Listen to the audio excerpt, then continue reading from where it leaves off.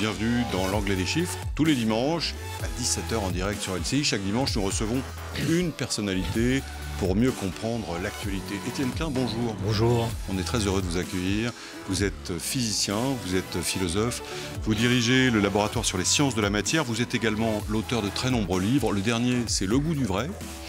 Et vous aviez auparavant publié un court texte qui s'appelle « Je ne suis pas médecin, mais ». On va reparler de tout ça dans un instant. Mais je. Le jeu est important. Mais je.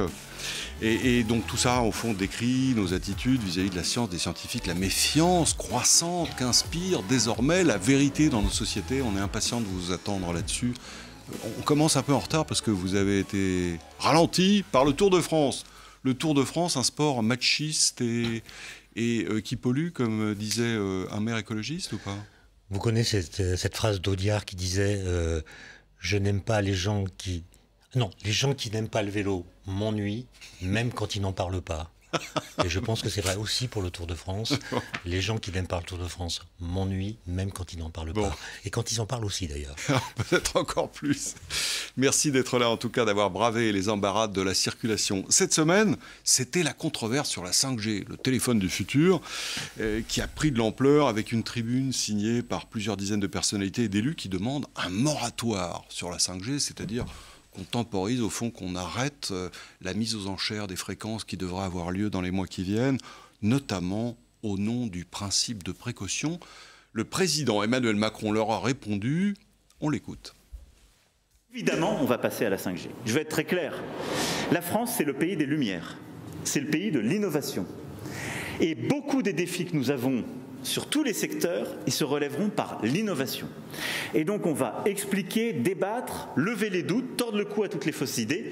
Mais oui, la France va prendre le tournant de la 5G parce que c'est le tournant de l'innovation. Et j'entends beaucoup de voix qui s'élèvent pour nous expliquer qu'il faudrait relever la complexité des problèmes contemporains en revenant à la lampe à huile. Je ne crois pas au modèle Amish. Et je ne crois pas que le modèle Amish permette de régler les défis de l'écologie contemporaine. Il a raison, Emmanuel Macron, de pourfendre le modèle Amish. Bon, on ne peut pas revenir au modèle de la lampe à huile parce qu'il n'y a plus assez de baleines pour fournir l'huile. Maintenant, moi je me souviens du temps où il y avait la 2G, on utilisait la 2G pour diffuser des articles qui alertaient sur les dangers de la 3G.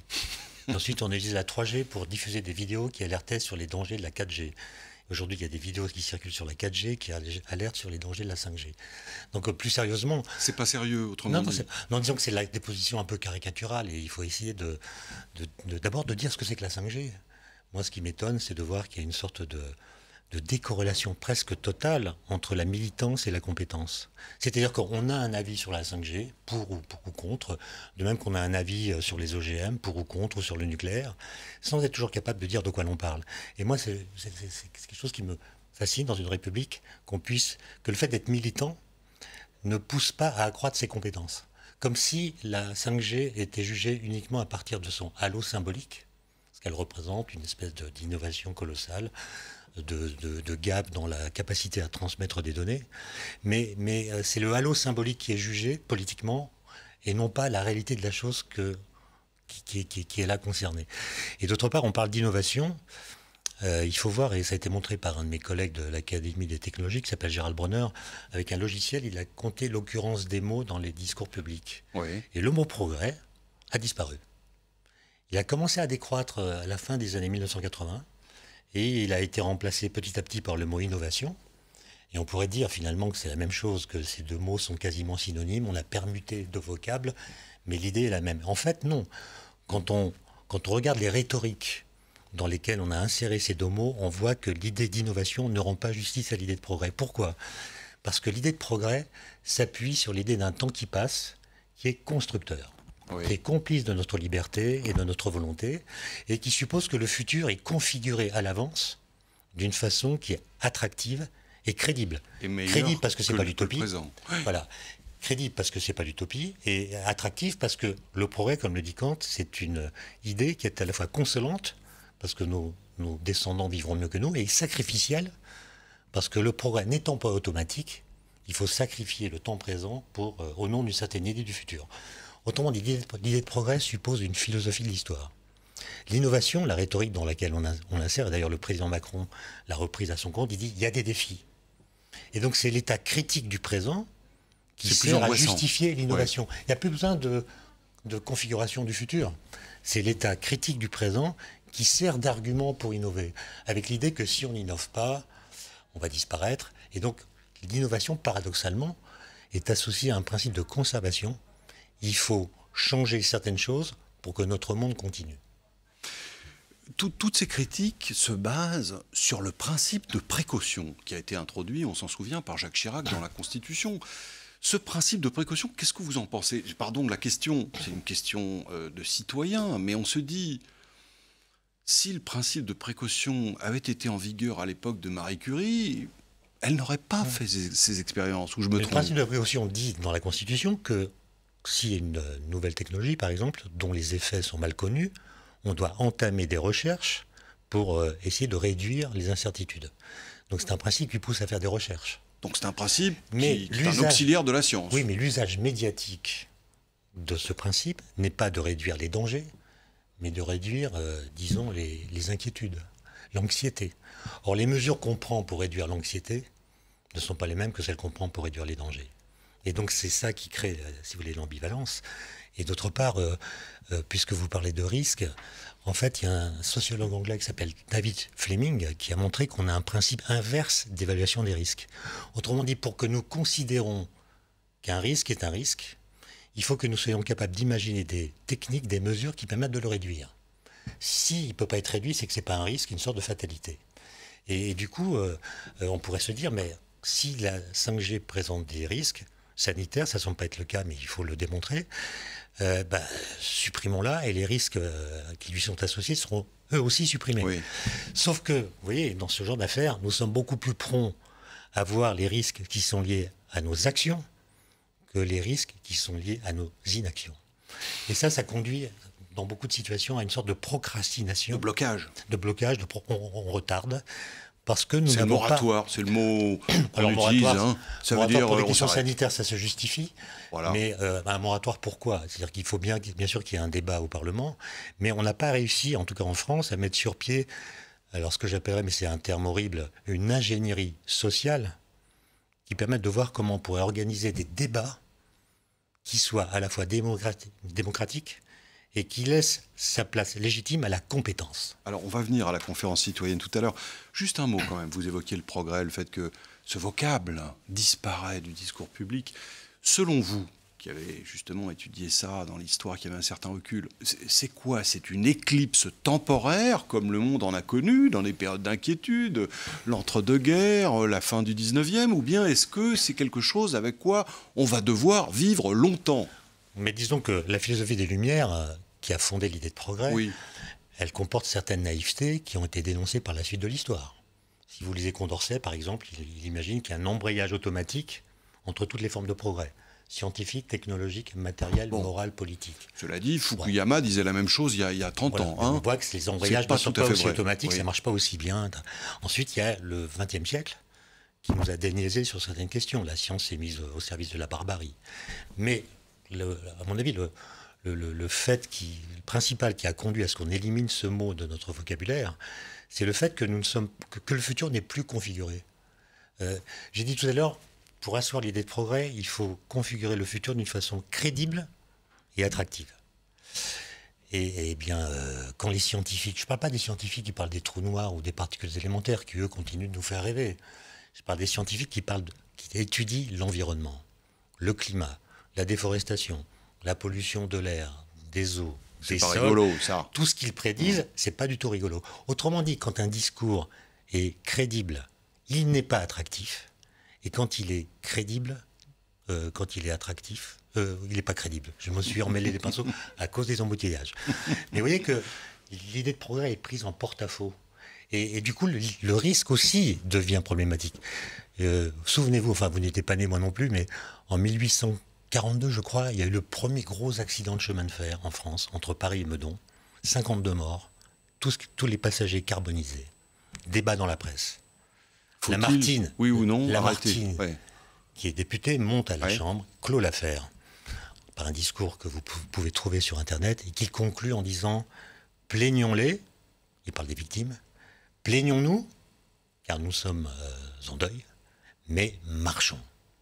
Autrement dit, ça n'est pas un accident, aussi grave soit-il, qui va entraver la marche du progrès. Aujourd'hui, il y a un député qui dirait ce genre de discours à l'Assemblée. Il est massacré. Voilà. Hein. Cette semaine, l'entreprise Bridgestone, c'est une entreprise fabricant des pneus, entreprise japonaise, c'est le numéro 1 mondial des pneus, qui a une usine à Béthune, a annoncé la fermeture de son site en France. Il supprime près de 900 emplois, au moins on peut le redouter. Ce week-end, en fin de semaine, l'entreprise a discuté avec le gouvernement et semble amender un peu son projet. Cédric Peuillot nous fait le récit des événements. Alors bien sûr, Bridgestone n'a pas fait les investissements nécessaires pour monter en gamme, mais reste que nos pays deviennent de plus en plus hostiles à la voiture. Il y a les restrictions de circulation, des taxes qui frappent les véhicules, la limitation de vitesse, bien sûr. Est-ce qu'on n'est pas devant un cas d'école de la contradiction entre l'économie, l'emploi, et l'écologie, l'environnement ? Bon, déjà, il y a la méthode qui est assez brutale, le fait d'annoncer comme ça un matin, alors que des négociations qui étaient plutôt positives, d'après ce que j'ai compris, étaient en cours et ne laissaient pas présager une telle issue. Mais en fait, il y a des contradictions partout, c'est-à-dire que la croissance économique suppose, en tout cas si elle est menée comme aujourd'hui, un accroissement de l'exploitation des ressources, oui, de l'énergie, et on voit bien que dans un monde fini, une croissance indéfinie est une impossibilité presque mathématique. Et donc il y a des contradictions qui se voient dans cet exemple et dans beaucoup d'autres, et qui sont peut-être une bonne illustration des problèmes qui nous attendent. C'est-à-dire que si nous prenons au sérieux ce que nous disent les climatologues, par exemple, il va y avoir des bouleversements. On connaît les solutions, c'est-à-dire on doit prendre des mesures drastiques de réduction des émissions de gaz à effet de serre, mais c'est tellement énorme comme effort que ça nous semble inaccessible, infaisable, et du coup nous acquérons, on pourrait appeler ce que Hegel appelait une conscience malheureuse. C'est-à-dire nous connaissons la solution, mais elle est impraticable socialement et économiquement. Et ces contradictions, à mon avis, vont augmenter en... C'est ça qui nous attend ? En tout cas, oui, des contradictions comme celle-là, je pense qu'elles sont inévitables. Et on est soit dans le déni, comme Donald Trump contemplant les incendies en Californie, soit on essaie de trouver une façon intelligente de soumettre l'idée de progrès à elle-même.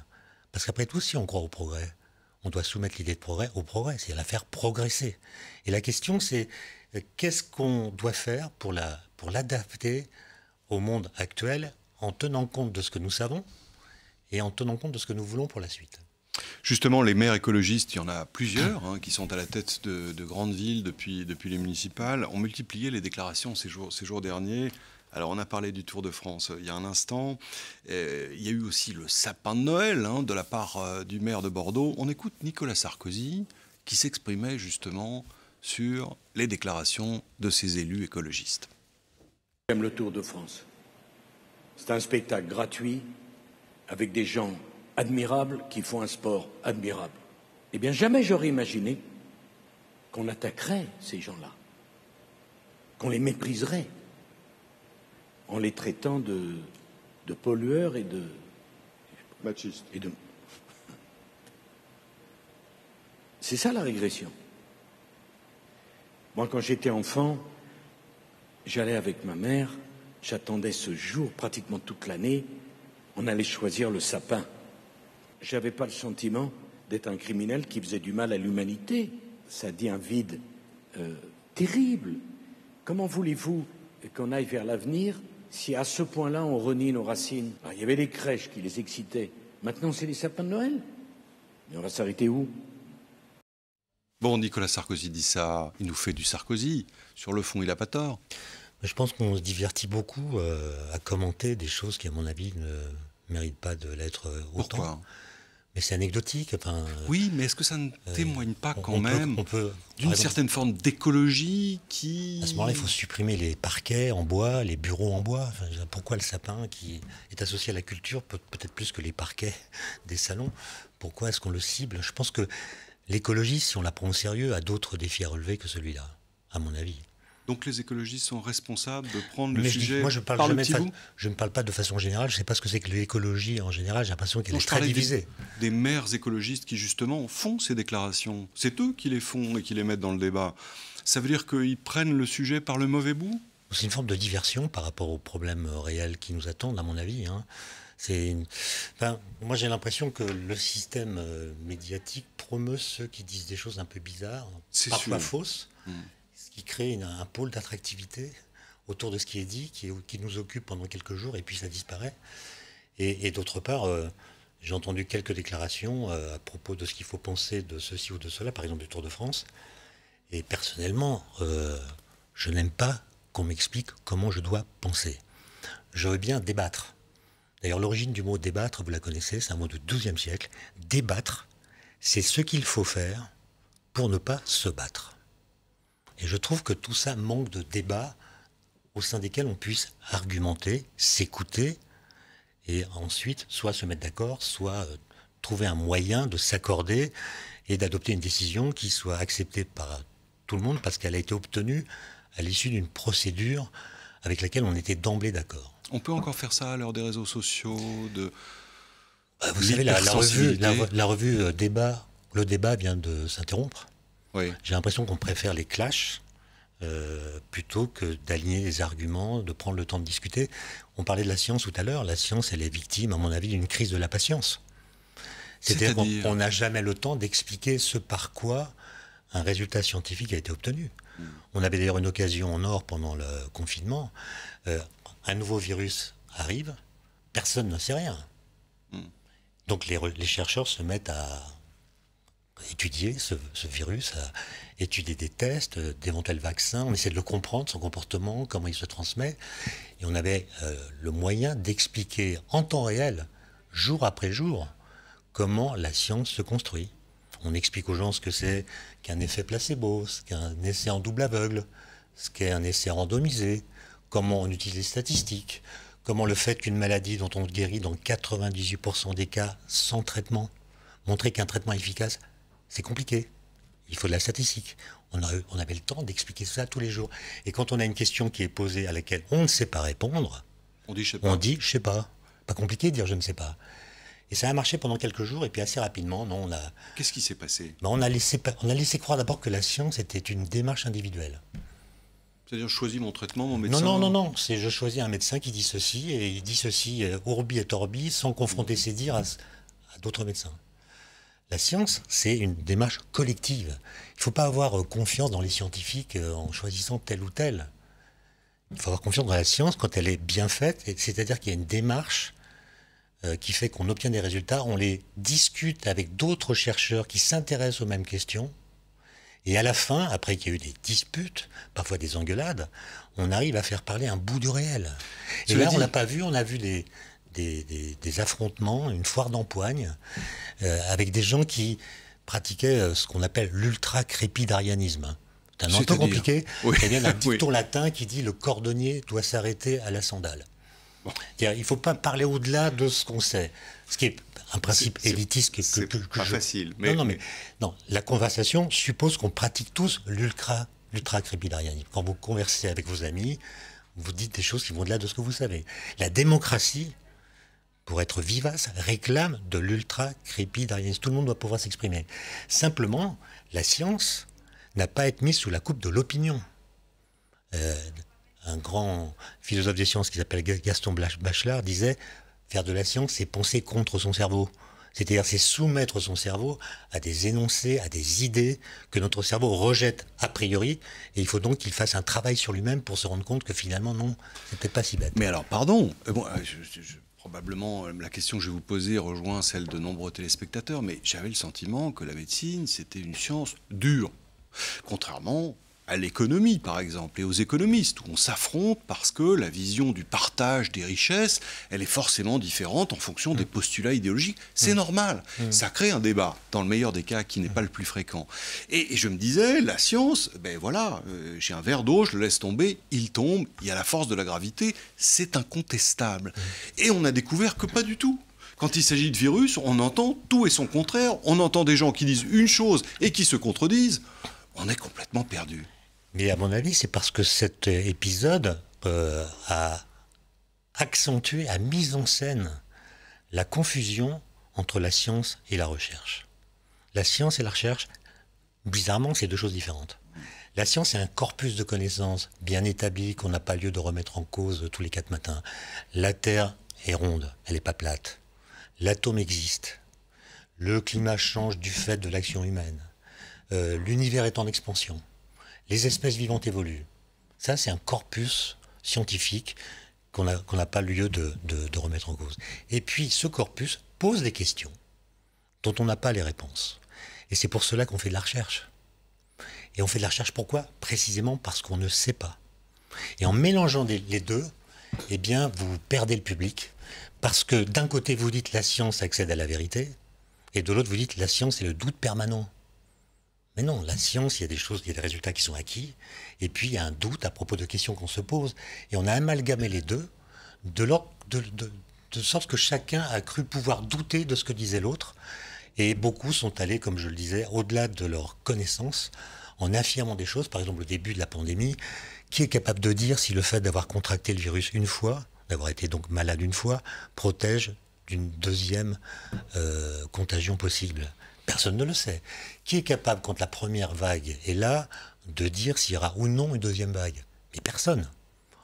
Pourtant, on a entendu des gens prédire ceci, cela, ce qui a créé une énorme confusion, accentuée par le fait que, aujourd'hui, dans les mêmes canaux de communication, circulent à la fois des connaissances, scientifiques ou autres, des croyances, des commentaires, des opinions, des fake news, etc. Et toutes ces choses dont les statuts respectifs sont très différents, s'amalgament, se contaminent. Quand vous avez une connaissance, on vous demande si ce n'est pas la croyance particulière d'une communauté, etc., etc. Et je pense que pour le public, il est très difficile de s'y retrouver. Alors, derrière toutes les décisions du gouvernement, il y avait pourtant un conseil scientifique. Donc, qui regroupait des infectiologues les plus éminents, des épidémiologistes. Il est dirigé par le professeur Delfrécy. On va l'écouter. Il justifie justement l'existence du comité qu'il préside. Dans ce comité scientifique, on a des médecins et des scientifiques. Et donc, avec un modèle qui dans le modèle de la hiérarchie de la haute administration française, nous ne sommes pas des énarques. Nous ne sommes pas des hauts fonctionnaires qui doivent répondre, je dirais, dans le contexte français, à l'ordre politique. Nous-mêmes, nous sommes des médecins et scientifiques. Donc sans relation hiérarchique par rapport, y compris au plus haut niveau de l'État, et donc avec une parole libre et une grande facilité de parole. En tout cas, ça ne m'a pas du tout gêné. C'est une bonne formule, ça, ce pilotage en tandem, comme une voiture auto-école, quoi. Hein. Il y a deux volants, deux pédales d'accélérateur, deux pédales de frein, le politique et le conseil scientifique. Écoutez, moi, j'étais pas en France au début du confinement. Je suis arrivé à Paris le 26 mars. Et j'étais surpris de voir beaucoup de personnalités politiques qui écrivaient des tweets, par exemple, disant « Je ne suis pas médecin, mais je vous dis ce qu'il faut faire ou penser de tel ou tel traitement. » J'avais trouvé ça complètement hallucinant, puisqu'on commence par mettre en avant le fait qu'on n'est pas compétent. Et ensuite, on explique... C'est même une justification pour s'exprimer. Voilà. Et ça m'a paru complètement fou. Et le 28 mars, il y a eu une conférence de presse avec le Premier ministre, le ministre de la Santé, et puis des chercheurs et des médecins qui disaient ce qu'ils savaient et aussi ce qu'ils ne savaient pas. Il y a une espèce de compétence humble de la part des scientifiques et puis de grand respect. J'avais trouvé ça assez équilibré, comme si savoir et pouvoir, pour une fois, s'équilibraient. Et le conseil scientifique est arrivé là, et je pense que c'est la bonne réponse. C'est-à-dire que quand vous êtes un gouvernant, vous devez gouverner. Mais vous devez gouverner en tenant compte de ce que les scientifiques savent et surtout de ce qu'ils ne savent pas. Et ce qu'ils savent ne pas savoir. Autrement dit, vous devez décider en méconnaissance de cause. Ce qui demande un certain courage d'ailleurs. Et puis les critères sanitaires, évidemment, doivent être pris en compte très sérieusement quand la crise est à son maximum. Mais après, pour le gouvernant, il y a d'autres critères qui interviennent. Économiques, psychologique même, social, etc., de sorte qu'il doit prendre des décisions politiques. Voilà. Et donc, il me semble qu'on a plutôt bien fait la chose. On aurait pu utiliser la méthode allemande avec Angela Merkel, qui, dans ses conférences de presse, j'ai pu assister à 2 d'entre elles, faisait des cours de physique et de mathématiques, expliquant aux Allemands ce que c'est que le facteur R0. Quand R0 est plus grand que 1, ça fait diverger l'épidémie et elle explique ce que c'est qu'une exponentielle. Quand le R0 est plus petit que 1, au contraire, elle va se calmer. Incroyable. Bon, mais ça, c'est pas forcément transposable à la situation française. Elle a un doctorat de chimie quantique. C'est ça. C'est une scientifique elle-même. Vous évoquiez « Je ne suis pas médecin, mais je », c'est le titre d'un petit texte que vous avez écrit dans lequel vous dites « Croire, savoir, alors même qu'on sait ne pas savoir, tel me semble devenu la véritable pathologie du savoir ». C'est le triomphe des ignorants de Bouvard et Pécuchet, quoi. C'est-à-dire que l'ignorance, c'est l'affaire des savants. C'est-à-dire un savant, il sait ce qu'il ignore. Ouais. C'est pas l'affaire des ignares, qui ne savent pas qu'ils ignorent. Qui pensent qu'ils savent tout. Voilà. Et donc ça, c'est les bons exemples, c'est Donald Trump, qui pratique l'ultra-crépidarianisme à un niveau quasi olympique. Alors lui, il ne s'arrête pas aux sandales. Non, mais il a un instinct du virus. Il a un instinct du climat, son corps est un thermomètre qui est réglé avec quelques années d'avance, il sait que ça va se refroidir. Et le virus, vous l'avez entendu, pourquoi on n'essaye pas l'eau de Javel Oui. Il était coronavirologue autoproclamé. Et il a des propos sur les chercheurs d'ailleurs très très blessants. Il dit finalement, moi j'ai l'instinct du virus. Les chercheurs qui travaillent nuit et jour, qui réfléchissent, qui font des expériences, qui se trompent, qui corrigent, bref, qui cherchent, utilisent des voies qui sont chronophages et inutiles. Rien ne vaut l'instinct. Pourquoi est-ce qu'on a perdu le goût du vrai, pour reprendre le titre de votre dernier ouvrage ? Le goût du vrai, si vous voulez, le titre que j'ai choisi, c'est une reprise d'une phrase de Nietzsche, qui dans un livre qui s'appelle « Humain, trop humain », consacre un petit chapitre très court à l'avenir de la science. Et il dit le goût du vrai va disparaître à mesure qu'il procurera moins de plaisir. Et je pense que nous y sommes. Et pourquoi alors ? Parce que c'est peut-être une tendance psychologique vieille comme l'humanité. Nous préférons déclarer vraies les idées que nous aimons. Il y a un tel foisonnement d'informations contradictoires entre elles que nous pilotons notre psyché en allant vers les endroits où nous reconnaissons notre propre pensée ou nos propres croyances. Ça, je dirais, c'est une tendance relativement explicable. Oui, mais on pourrait lutter contre ça. Les gens de gauche, avant, ne lisaient pas Le Figaro, les gens de droite ne lisaient pas Libération. On n'aime pas être contredit dans ses lectures. Ouais. Mais aujourd'hui, il y a une telle diversité, il y a un tel marché des opinions et des commentaires que c'est impossible de prendre le temps d'aller voir ce qui est justifié, ce qui ne l'est pas. Donc Alors, mais pour vous, scientifique, qu'est-ce que vous pouvez faire pour rétablir le goût du vrai dans ses droits et dans son prestige ? Je fais de la vulgarisation depuis 30 ans. Et je pense que c'est un échec. J'ai gâché ma vie. J'ai raté ma vie. Pourquoi ? Parce que vous n'avez pas... Votre voix ne porte pas assez ? Mais non, parce que tout simplement, moi j'étais naïf. Je pensais que quand on veut expliquer un sujet scientifique à des étudiants, ou à du grand public, ou à des détenus, comme je l'ai fait à la prison de Fresnes, ou à n'importe qui, en fait. Il faut travailler ce sujet à fond. Il faut le clarifier, non pas le simplifier, mais clarifier, voir d'où il vient, son histoire, ses enjeux, etc. Et une fois qu'on a fait ce travail, qui est pour le coup très chronophage, alors on peut parler de ce sujet à n'importe qui, à n'importe quel niveau. Et j'ai fait ça pendant très longtemps, et je constate que ça ne marche pas. En tout cas, ça ne marche pas très bien, parce qu'il n'y a pas de fidélité entre l'émission du message et la façon dont il est reçu. Autrement dit, j'avais le tort de négliger l'impact énorme de ce qu'on appelle les biais cognitifs. C'est-à-dire les choses qui vous empêchent d'entendre ou de voir ce qui se présente. Alors dans mon tract Le goût du vrai, j'en cite quelques-uns. Il y a l'ultra-crépidarianisme.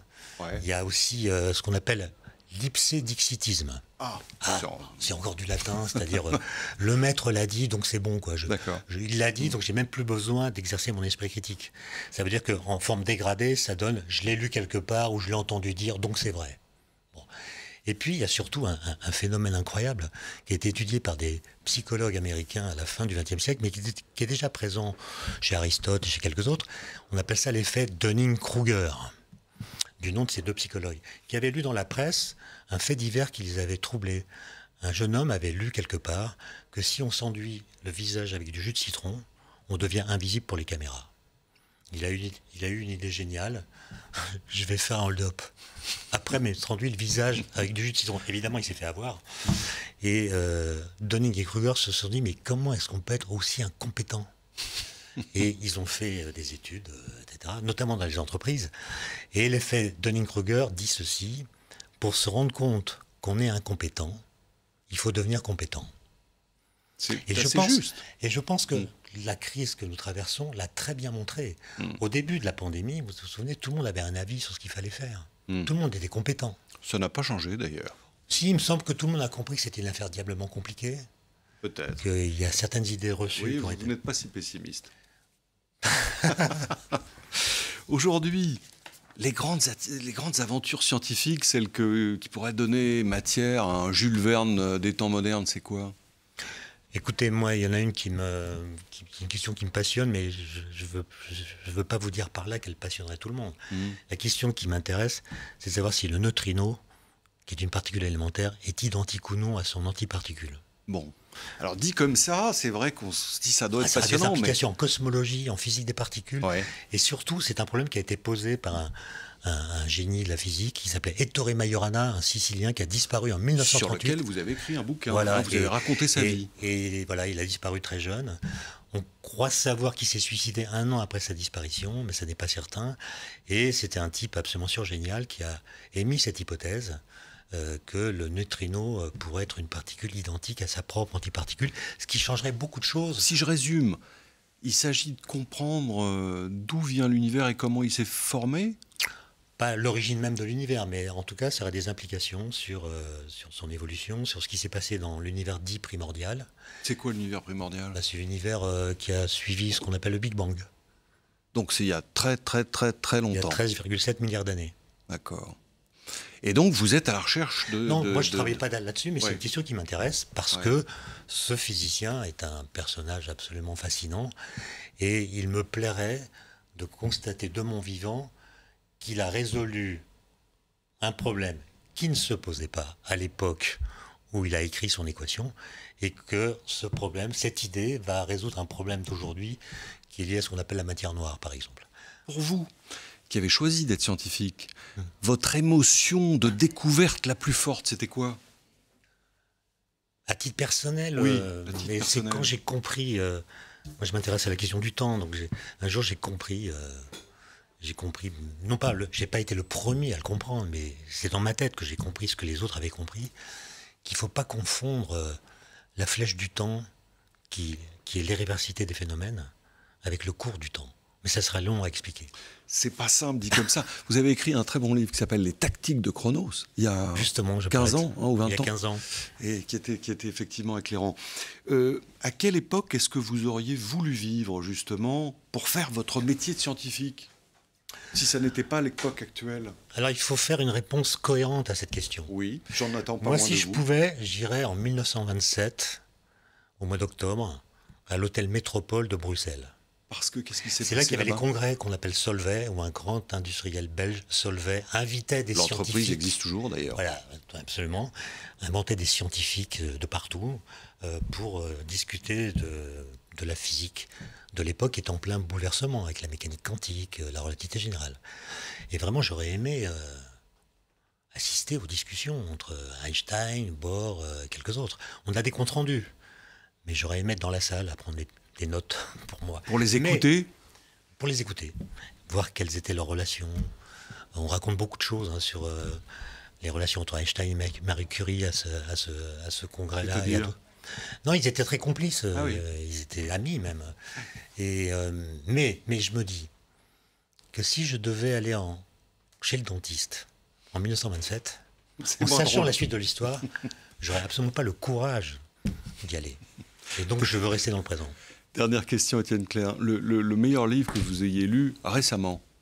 Ah bah, c'était avant-hier, Bon. un livre d'Hervé Le Tellier qui s'appelle L'Anomalie, paru chez Gallimard. C'est quoi alors? C'est un roman hein? C'est un roman avec un roman à l'intérieur. C'est l'histoire de personnages qui montent dans un avion. Cet avion fait Paris-New York, se pose à New York. Et 3 mois plus tard, le même avion, avec les mêmes gens à l'intérieur, se pose aussi aux États-Unis. Et donc chacun des personnages a un double qui est âgé de 3 mois de plus que lui-même. Et il sait donc Encore la une suite de réflexion sa vie. sur le temps. Et alors. ouais, et la question, c'est en quoi vous changeriez votre vie présente si vous connaissiez les 3 mois de votre vie qui vont suivre. Belle histoire. Rappelez-nous le titre?